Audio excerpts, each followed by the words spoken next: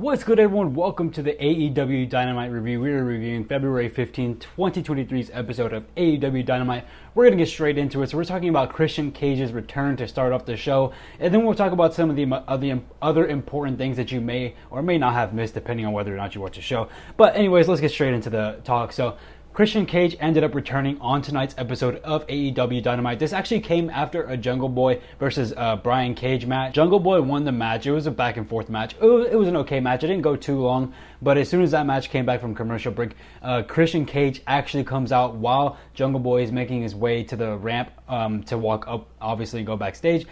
Christian Cage comes out. He comes out with the cast on his arm, or it's actually on his other arm. He comes out with the cast on his right arm, and he's just staring at Jungle Boy. His music hits, his normal Titantron and normal music is playing, and Jungle Boy he looks pissed. At first he looks shocked. He's like, I can't believe, because of course the music plays first. At first he's like, I cannot believe like this. Like, what am I hearing? He turns around and he looks back towards the entrance ramp, and sure enough, after a few seconds, Christian Cage walks out. Jungle Boy looks pissed off at Christian Cage coming back, but he runs straight up. Christian Cage is up there. He's on the ramp holding he's still in his cast, of course, just for a little bit, and Jungle Boy goes straight up to attack Christian Cage. He wastes no time at all. He runs straight towards him, and he's about to hit him, but Christian Cage, out of his left pocket, pulls out mace, I'm guessing, pepper spray, mace, something like that. It's probably some type of spray of some sort. He sprays Christian Cage, or not Christian Cage, he sprays Jungle Boy all in the eyes. Jungle Boy falls to the floor. He's screaming, he's rolling, he's holding his face.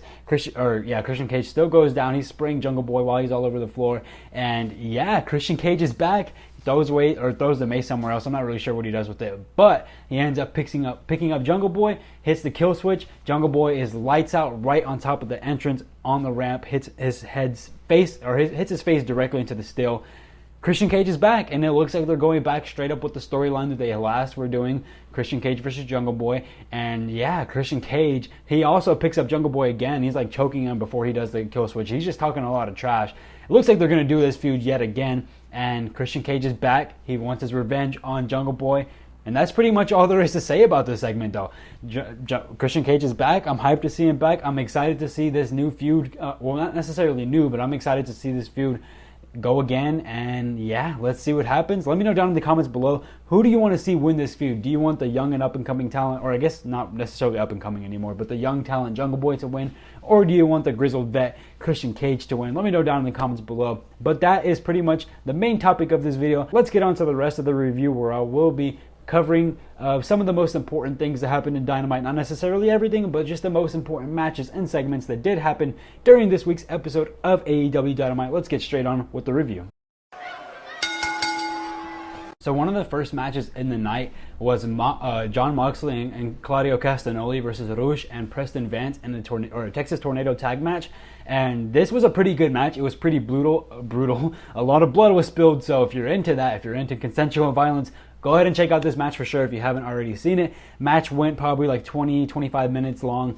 Actually, it was probably like 20 minutes long. The match started off while Moxley and Castagnoli were making their entrance. Rush and Preston Vance actually ended up coming during the entrance and attacked them from behind. Completely blindsided them. Match went on for a while. Again, it was a really brutal, really violent match. Not anything super crazy, not anything death match worthy, but there were some weapons used. There were some chairs. There was actually a chain, like a long chain that was used to be wrapped around Preston Vance's hand. He opened up Moxley with that chain. He opened it up nicely. Like, all of a sudden, we just come back from a commercial break and you see Moxley leaking blood. The same thing happened to Preston Vance as well. Eventually, Claudio Castagnoli ends up getting the chain. He's beating the crap out of Preston Vance with the chain. Preston Vance starts leaking. There's a lot of blood in this match for sure between both Moxley and Preston Vance. They were leaking a lot in this match, but the match ended up going on for a while. The match ended when Moxley ended up choking Preston Vance out with that chain. They use that chain a lot for a lot of different spots. That chain ended up coming on with Moxley choking him out. They win the match, and the match goes backstage. I forgot to mention this as well. Hangman Page was actually watching this match backstage, and right when this match ends, we go backstage to where Hangman was originally watching the match, and this time he's getting jumped. He's getting jumped by Kip Sabian, the Butcher, and the Blade. They're just beating the crap out of Hangman backstage. Hangman actually has a match against Kip Sabian later on. We'll get onto that later, but they actually have a match with each other later on, so they're just trying to get the upper hand before Hangman gets any sort of advantage in that match. So they come out with the advantage later on in that match, but we'll get onto that later. Next up, we had a Wardlow interview with JR. Now, this was a pretty good interview. Wardlow talks about how he grew up with his father. He had a really good father. His father ended up leaving at some point, but he did come back towards the later part of his teenagehood. And unfortunately, shortly after Wardlow's father came back into his life, he talks about how Wardlow's father ended up getting hit with stage 4 cancer. And this was just right around the time that Wardlow barely started getting into wrestling as well. And while he's getting into wrestling, his father actually ended up going to his first indie show ever, but that is the only show that Wardlow's father was able to watch or able to see him wrestle with. And yeah, he talks about how he loved his father, how great of a father he was, and how his father is the only reason that he is as hard of a worker as he is today. The only reason he's gotten to where he is because of his father. And he also talks about that his hair and his beard, the only reason he ever grew those out was because his father. He said that in honor of his father, who lost his long hair and he lost his big beard because of stage 4 cancer, in honor of his father, he decided that when that moment happened, he said, okay, now I'm going to get long hair and a beard in honor of my father, who had to lose his because of cancer. So it was a really nice promo and a really sentimental sort of feeling. And he brings up the fact that, Samoa Joe, you took that from me. I grew my hair out. I loved my hair and I grew it out because of my father. And in our match, you took that hair from me. After that, he pretty much looks into the camera and says, Joe, you will not survive me. And he's pretty pissed off. Wardlow is really pissed off. And he's like, Joe, you're not going to survive me. So that's going to be the TNT Championship match at some point. Obviously, Wardlow versus Samoa Joe. I think it is at Revolution, actually. That's going to be a big match, and I cannot wait to see who wins that match. These two have both cut some pretty badass promos going into the match, and I'm really ready to see what happens. Later on in the night, though, we had Mark Briscoe versus Josh Woods. It's nice to see Mark Briscoe wrestling. He's looking great for someone who just lost his brother, someone who was so close to his brother, obviously. He's looking fantastic. He's looking like he's doing well, and I am just shocked to still see him wrestling after all of this, and I'm happy for him. He looks happy in the ring. Every time he's in the ring, he's doing stuff for his brother. He's saluting his brother while he's wrestling, and it's nice to see. This match was a good match. Nothing too crazy, but they both put on a really great performance. It went like 10 to 15 minutes. Mark Briscoe ended up winning with the Froggy Bow. Good match. You should go out of your way to check it out if you want to. If you're into Mark Briscoe, it's like I said, it's just nice to see him wrestling again. It was a good match. Mark won, as he should, and yeah, good match. We also got an Adam Cole interview with Renee Paquette. It wasn't really anything spectacular in this interview. She was just interviewing Adam, asking how he's doing and stuff like that, and Adam says he's so ready to get back into the ring after his injury. He's so ready, and that he does have some wrestlers in mind that he does want to fight. Renee tries to get it out of him, but he says he's not going to say, and he just says that those wrestlers should be waiting for him and that he will be back in the ring soon. So excited for that. Excited to see Adam Cole back at some point soon. I'm really excited to see him wrestling again. We've all missed Adam Cole a lot, so happy to see him back, and I'm happy to see that he's doing well as well. And we move on to probably one of the biggest segments of the night. For this episode as a whole, there wasn't really that many really big or important segments, but there was one right here, MJF's promo. MJF was, of course, contractually obligated to arrive at Laredo and just be an on-screen presence. So he had to do it. He had to be here, and now he arrives. MJF originally comes out cutting a promo on Bryan Danielson. He cuts this promo for about 3 to 5 minutes. He basically just trashes on Bryan Danielson. Nothing too spectacular, nothing too crazy was said in that short promo, but he's just talking trash about him, and he's saying that, Bryan Danielson, you're not the best professional wrestler in the world. I am the best in the world. I am the best professional wrestler in the world. And he also says that, Bryan Danielson, look at me and look at you, basically. I have what it takes to win the world championship. You do not have what it takes, and you are not willing to do what it takes. Similar to last week, how he was saying to Bryan Danielson, Bryan Danielson doesn't have what it takes to win big matches, and he doesn't have what it takes to go the extra mile, to do the asshole type of things that only MJF would do to win championship matches, to cheat just to win. He says that Bryan Danielson doesn't have that in him, and that he doesn't have what it takes to win the 60-minute Iron Man match. And to prove that, he's going to bring out one of Bryan Danielson's mentors and one of Bryan Danielson's long-term rivals, and that's Christopher Daniels. MJF brings out Christopher Daniels, and he says that Christopher Daniels is going to tell the truth. Christopher Daniels comes out, and he's like, "You want me to tell the truth, Laredo? You want me to tell the truth, everyone at home?" And he grabs from his pocket a wad of cash that's in an envelope, and he's like, "Here's the truth. MJF paid me to come out here and trash all over Bryan Danielson. MJF paid me because he wanted me to do his dirty work." And then he does it. He says, "I don't care about this cash." And in the previous part of my career, yes, I would have done this. I would have come out here because of the money. I would have come out here and easily just trashed all over Bryan Danielson. But you want me to tell the truth, Max? I don't care about this money. And the truth is that you're not the best wrestler in the world. Bryan Danielson is. And Bryan Danielson, he talks about his history with Bryan Danielson. He talks about how he watched Bryan Danielson grow up and just become this incredible professional wrestler, and how he witnessed everything, every early part of Bryan Danielson's career. He watched him go from this new talent who was willing to work everywhere and willing to learn everything. He was willing to stay extra overtime basically when he was training. He was willing to learn one new thing in every single match that he did. That's what he wanted to do. He was willing to do all these things as a new professional wrestler, Bryan Danielson was. And he witnessed that to winning his first ever world title.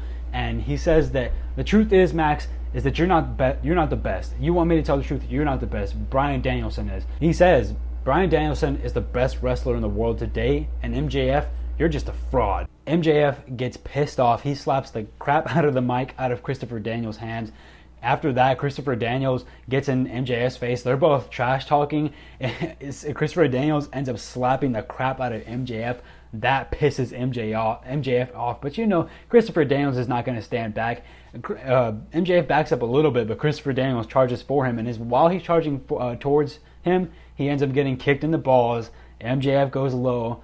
Like an asshole, he goes low. He puts CD in the Salt of the Earth armbar. Sorry, I can't speak for some reason, but he puts him in the Salt of the Earth armbar. He's talking so much trash, calling him a bitch and stuff like that while he has him in the armbar. And then Bryan Danielson comes out for the save, but MJF flees and he gets away successfully. And that's it. That's pretty much the end of the segment. MJF beat up on Christopher Danielson Christopher Daniels, sorry. Bryan Danielson comes out for the save, and that's the end of the segment. I am ready for this match. This 60-minute Iron Man match at Revolution is going to be very, very brutal. I can just tell it's going to be such a great match. And yeah, MJF has admitted that this is going to be the toughest challenge of his career. So I am definitely very excited to see that.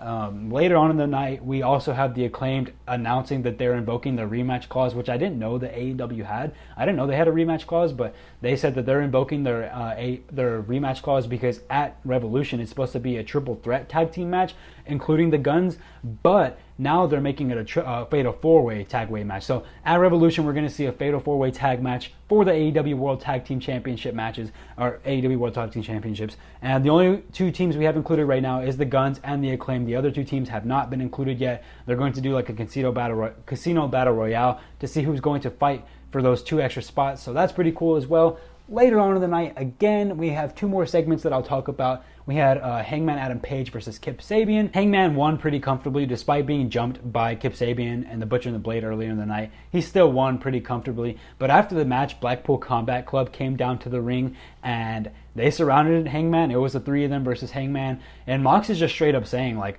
Hangman, there's no unfinished business.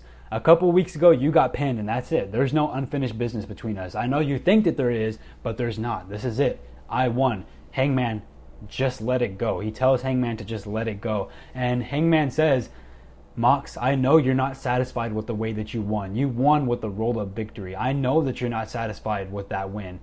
I want a match at Revolution. And Mox ends up saying, like, that's exactly what I wanted you to say. I'm glad to hear that. I also want a match at Revolution, but nothing is confirmed. He doesn't say that, but he does end up saying, but you have no friends, Hangman. It kind of came out of nowhere, but he talks about how Hangman has no friends. That's when the Dark Order ended up coming out. Hangman looks pissed that the Dark Order are coming out. He already had told them previously in the night, I don't need your help. I don't want you assisting me. But they come out anyway. At first, Hangman's kind of arguing, but Evil Uno just straight up says, like, get out of my face, Hangman, get out of my way.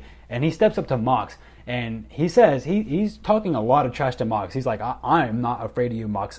The Dark Order is not afraid of the Blackpool Combat Club, and I am definitely... Evil Uno is not afraid of Jon Moxley. And he big faces the hell out of Moxley, which pisses Moxley off.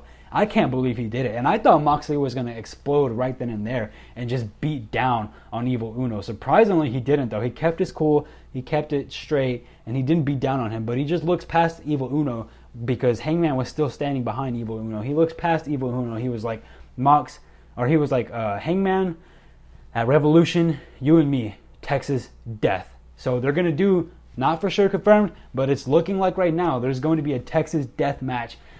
Mox versus Hangman Adam Page. This should be incredible at Revolution. It's going to be brutal, it's going to be violent, and I am excited to see what happens in this match. Should be really great stuff. I'm really excited to see what happens there. And then the main event of the evening, I'm not going to go too into detail because this was just fine at best. Toni Storm versus Ruby Soho versus Britt Baker. Ruby Soho won. After she won, Hayter and Saraya are arguing over who can be best friends with Ruby Soho. They're basically trying to get her to choose which side, the AEW Originals or the AEW New Talent. This storyline is not good at all. I won't even sugarcoat it. This storyline sucks, man. I am not a fan of this storyline at all. It is taking up pretty much all of the women's segments in AEW.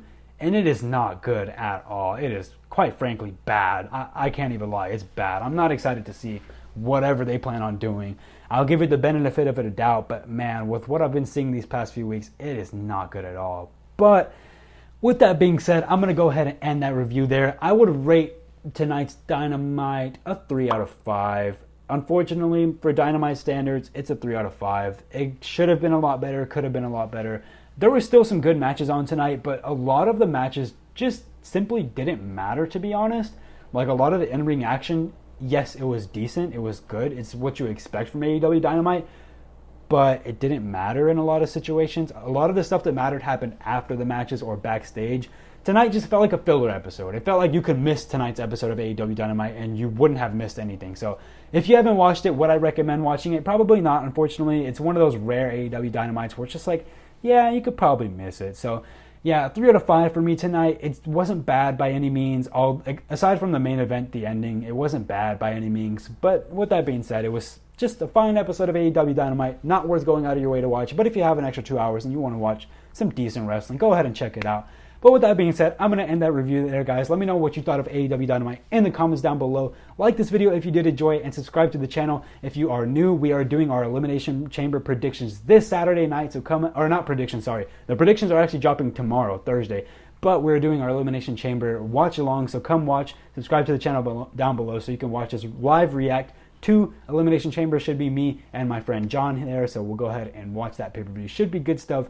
And if you like wrestling content, just subscribe to the channel because we do wrestling content weekly. Catch you guys on the next one. Love you all. Peace.